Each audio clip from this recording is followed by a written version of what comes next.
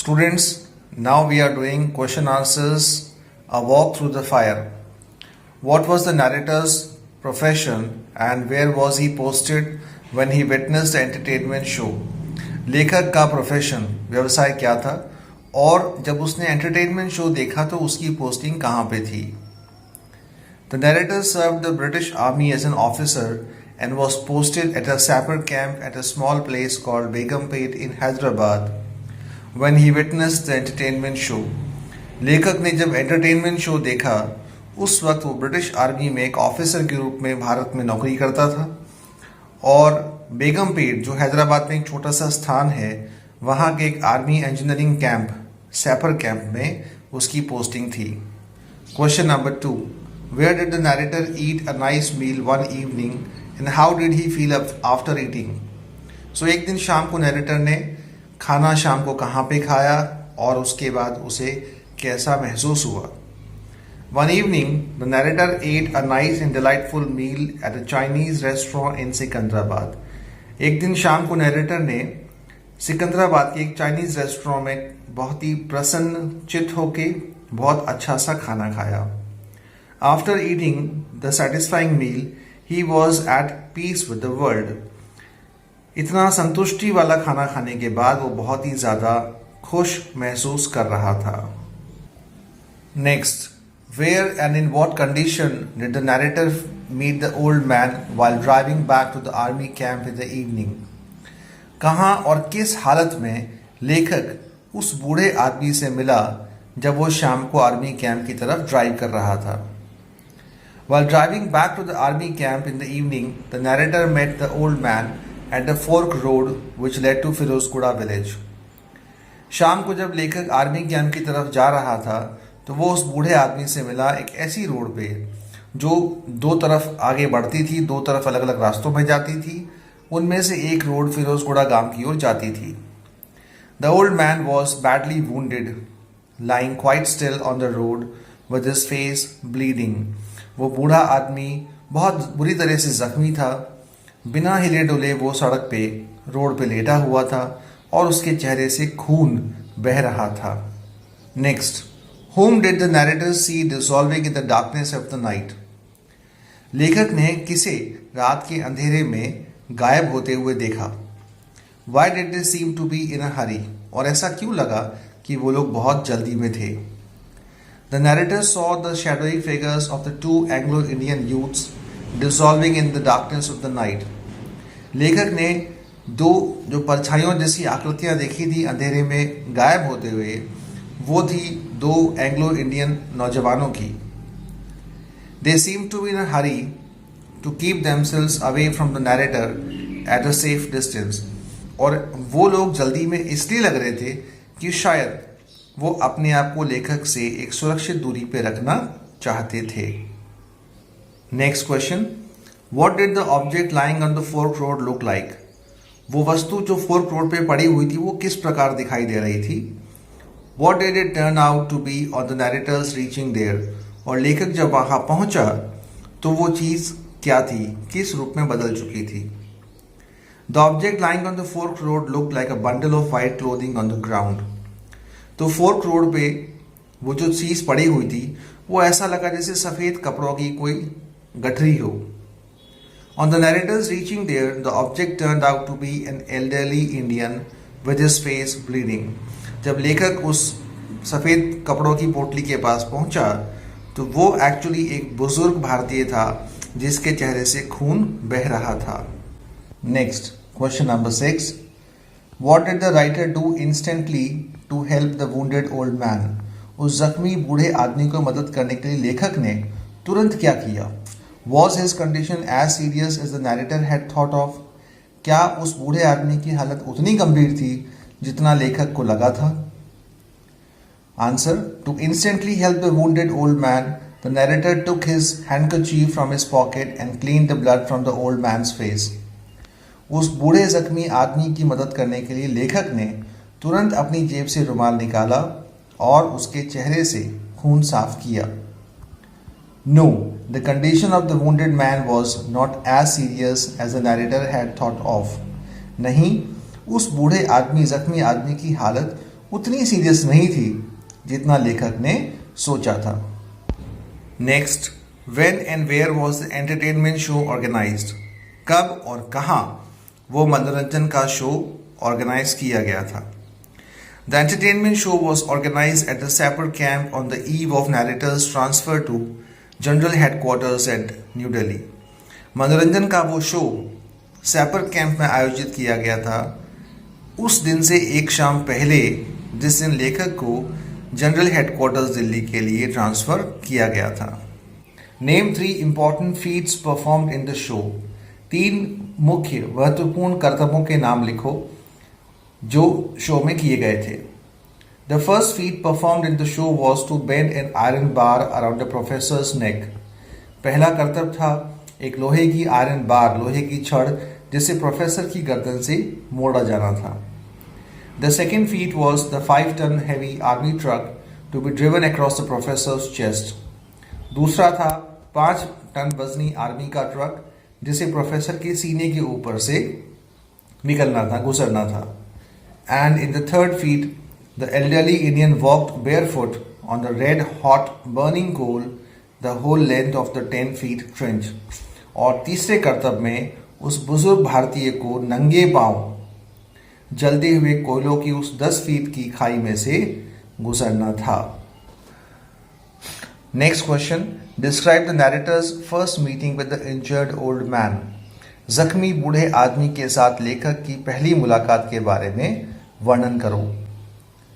While the narrator was driving back to the sapper camp at Begumpet in Hyderabad, he met the injured old man.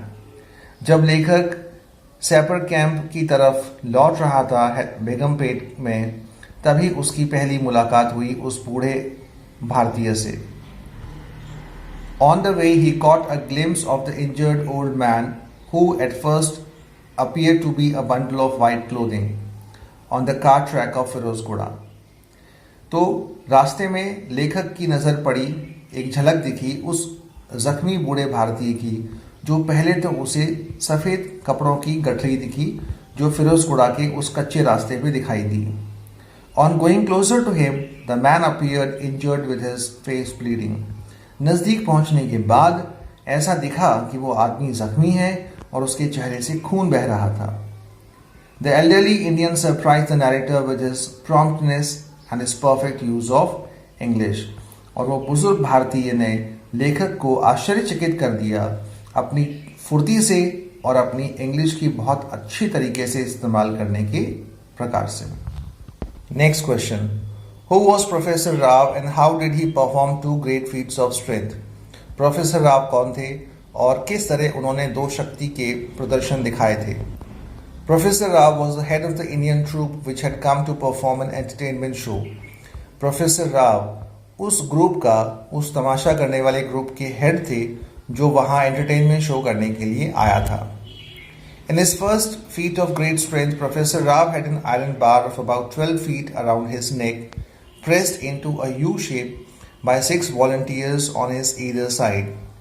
अपने शक्ति के पहले कर्तव्य में professor Rao ने एक 12 फीट लंबी लोहे की रॉड को अपनी गर्दन से मुड़वा दी थी 12 लोगों की मदद से, जिसमें 6 लोग दोनों तरफ से थे और उन्होंने उस मजबूत लोहे की रॉड को यू शेप में प्रेस करवा दिया, टर्न करवा दिया अपनी गर्दन की ताकत से। In his second feat of strength, the professor had a 5-ton army truck loaded with men driven across his chest on a crude ramp made of railway sleeper. अपने दूसरे कर्तव्य में, शक्ति के कर्तव्य में, प्रोफेसर राव ने एक 5 टन वजनी आर्मी ट्रक को जिसमें कि इंसान लदे हुए थे उसे अपनी सीने के ऊपर से गुजरवा दिया। उनके सीने पर 2 रेलवे स्लीपर्स, 2 रेलवे में यूज होने वाली लकड़ियों के पट्टे थे और उसके ऊपर से वो इतना वजनी ट्रक गुजर गया था। Next question C3, what did the narrator feel before, during and after the walk through the fire? लेखक ने आग पे चलने से पहले, चलने के दौरान और आग पे चलने के बाद क्या महसूस किया था? Before his walk through the fire, the narrator was quite uncertain and went cold with fear. आग पे चलने से पहले लेखक बिल्कुल अनिश्चित था और डर के मारे उसके हाथ पैर सुन्न हो गए थे, ठंडे पड़ गए थे। During and after this walk he felt at ease and comfort. लेकिन आग पे चलने के दौरान और उसके बाद उन्हें बहुत ही कंफर्टेबल महसूस हो रहा था, because his Indian companion guided him to control his mind, thoughts and imagination. क्योंकि उनके भारतीय साथी ने उन्हें अपने दिमाग, अपने विचार और अपनी कल्पनाओं को नियंत्रित करना सिखा दिया था। Next question, where and when does the next meeting of the author and the old man take place? कब और कहाँ लेखक की उस बूढ़े आदमी से मुलाकात हुई? How does the author recognise him? लेखक कैसे उस बूढ़े आदमी को पहचानता है? The next meeting of the author and the old man takes place at the sapper camp during the amazing performance of feats. लेखक की और उस बूढ़े आदमी की अगली मुलाकात सैपर कैंप में हुई, जहां वो अद्भुत कारनामे दिखा रहे थे। The author recognises him when he thrusts handkerchief in author's hand. लेखक उसे तब पहचानता है जब वो लेखक के हाथ में रुमाल पकड़ा देता है। Okay, next question, why does the author go in search of the old Indian fire walker after the show? लेखक शो के बाद आग पे चलने वाले उस भारतीय को ढूंढने क्यों गया था? What efforts does he make to find him out? और क्या वो कौन कौन से प्रयास करता है उसका पता लगाने के लिए? Does he succeed in finding out the old man and the secret of his powers? और क्या वो उस बूढ़े आदमी को ढूंढने में सफल हो पाता है, उसकी ताकत के रहस्यों को जानने में सफल हो पाता है? Answer, after the show the author goes in search of the old Indian fire walker to know about his mysterious personality. लेखक उस व्यक्ति की रहस्यमय व्यक्तित्व के बारे में जानने के लिए उसे ढूंढने निकल पड़ता है। To find him he borrows a truck to go to Firozguda. उसे ढूंढने के लिए वो फिरोजगुड़ा जाता है एक ट्रक लेकर। But he does not succeed in finding out the old man and the secret of his powers. लेकिन वो उस बूढ़े आदमी को ढूंढ नहीं पाता, सफल नहीं हो पाता है, और ना ही उसकी शक्ति के रहस्य को जानने में सफल हो पाता है। Why does the author describe his experience of witnessing and then performing the walk through the fire as incredible? आग पे चलने के उस अनुभव को देखना और फिर उसी अनुभव को करना लेखक इसे अविश्वसनीय क्यों मानता है? The author describes his experience of witnessing and then performing the walk through the fire as incredible because walking on red hot burning coal barefoot seems painful and difficult. वो ऐसा इसलिए मानता है क्योंकि नंगे पांव जलते हुए लाल कोयलों पर चलना न सिर्फ दर्दनाक महसूस होता है बल्कि मुश्किल भी महसूस होता है, प्रतीत होता है। The मियर thought of it makes him go cold with fear. उसके विचार मात्र से ही वो डर जाता है, उसके हाथ पैर ठंडे हो जाते हैं। But with the help and guidance of the amazing old Indian he performs this feet without any difficulty और पेन। लेकिन वो उस बूढ़े भारतीय साथी की मदद से, उसकी गाइडेंस से वो इस फीट को, इस करतब को बड़ी आसानी से, बिना किसी दिक्कत के, बिना किसी दर्द के पूरा भी कर लेता है। इसलिए वो इस अनुभव को इनक्रेडिबल, अविश्वसनीय मानता है। सो स्टूडेंट, ये क्वेश्चन आंसर्स हुए। Thank you very much. God bless.